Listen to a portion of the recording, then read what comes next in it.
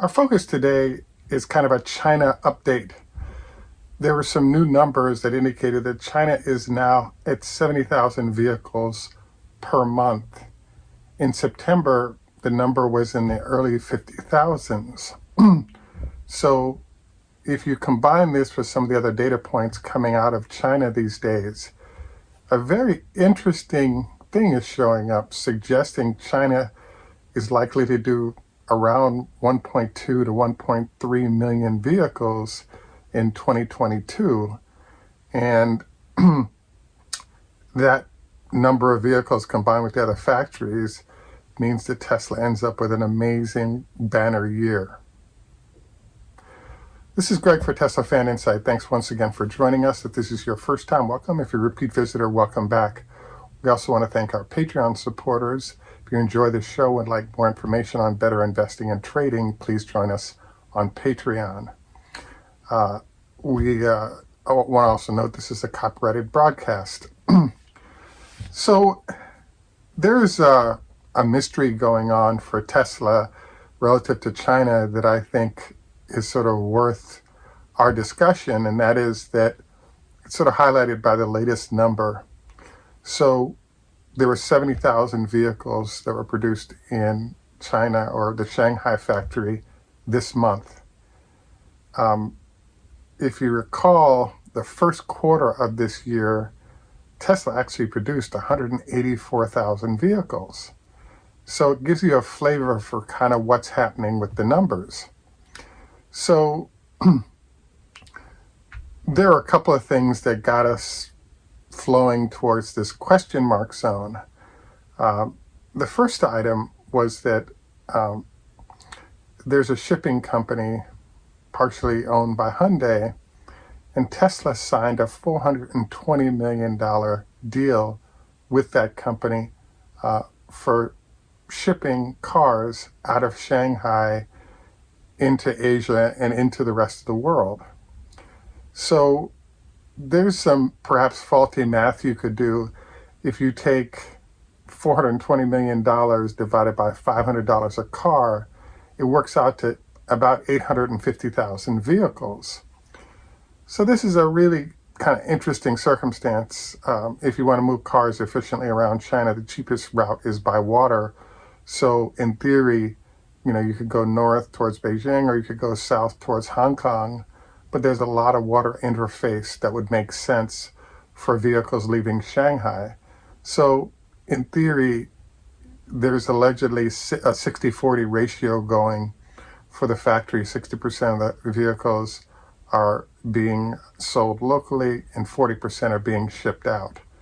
So to Europe or to other parts of Asia, wherever those cars may be going. So there's a very interesting point here, which is, in theory, this means that about 40%, way optimistic, but because some of these vehicles are remaining in China versus going out.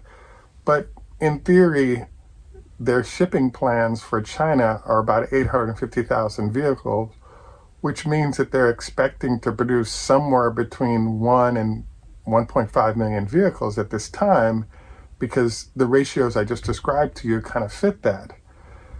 So this is a bit of a surprise. And the reason I say this is I had interesting talk with Gordon Johnson, as you know, somewhat of a Tesla hater.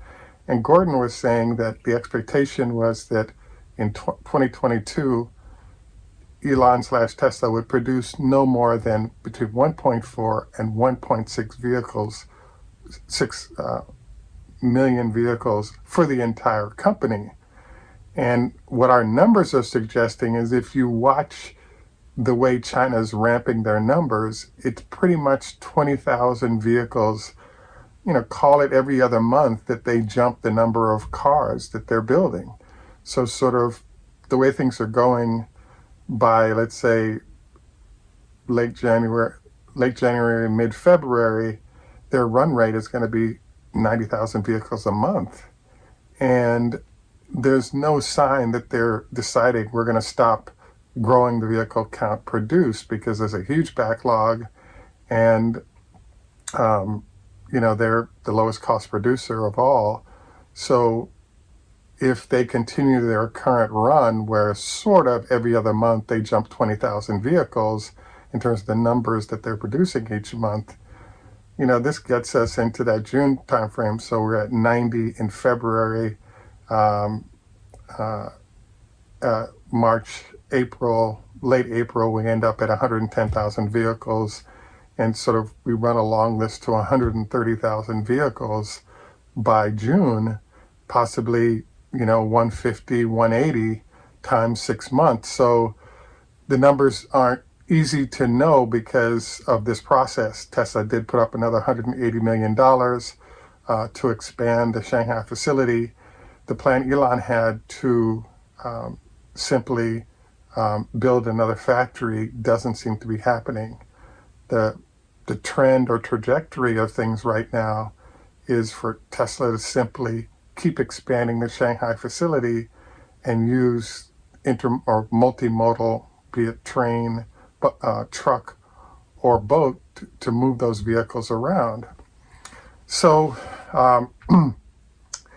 in essence, if we did get, let's say, 1.4 million vehicles out of Shanghai, and the number of vehicles produced in Fremont did not increase at all, that would be 2 million vehicles.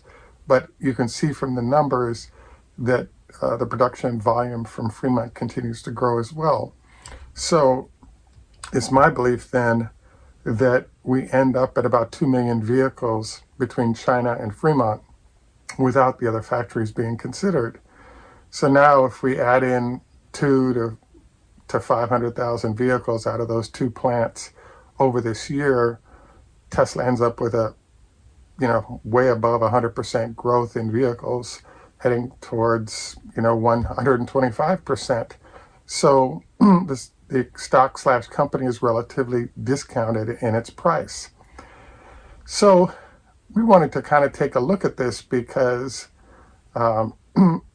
there are other question marks like, now wait a second, yes, Tesla is in backlog right now and those additional vehicles are needed, but how can you justify producing all those extra vehicles if the takeaway of customers buying might be unknown? And this is where Mr. Fields, formerly of Ford, came in, where he pointed out that if you look at the truck, you look at the performance two-seater sports car, you look at the semi, there are ways, there's a blend of products that don't overlap, that Tesla continues to grow rather dramatically, particularly if they were able to get around this chip shortage. And then let's not forget that what Elon's goal is to get, this sub 30K vehicle done, which in theory the 4680 battery might facilitate. So this is a very interesting situation also because the number that China wants out of Tesla in terms of vehicles produced by 2025 is approximately 4 million vehicles. And currently, in theory, they are at a run rate of about 1 million. So there's cause for Tesla to continue to produce, hunting bigger and bigger numbers to address sort of the market target that the Chinese government has for electric vehicles and for Tesla to perform in this space. So we think this is a really important development because the way things are feeling right now, there's been a big discussion of, is it NIO or XPeng or all these different companies that are going to start exporting vehicles into Europe and other places that facilitates China getting a footprint in the production of automobiles and the revenues and jobs associated. And when you think about it, that Elon indicated that 100% of the Shanghai production fundamentals would be sourced from within country, even though there's not a China label on Tesla's cars. All of the materials going into the vehicle and jobs that delivered those materials into those vehicles are in China. So to some extent, China could claim that it's having a dent on car production, even though their own manufacturers might only be selling a nominal 5,000 or 10,000 vehicles into the global market with a Chinese brand name on it. because Tesla is pushing out all these numbers through its plant. So the other thing that seems to be going on that we notice is that there is somewhat of a competition between manufacturing facilities to see which one can ramp faster, better. Fremont is at a disadvantage because the structure they're under is very difficult to work, given, they don't have all the raw materials right next door. There's traffic issues. There are all these reasons why Fremont can grow, but its growth rate is going to be slowed.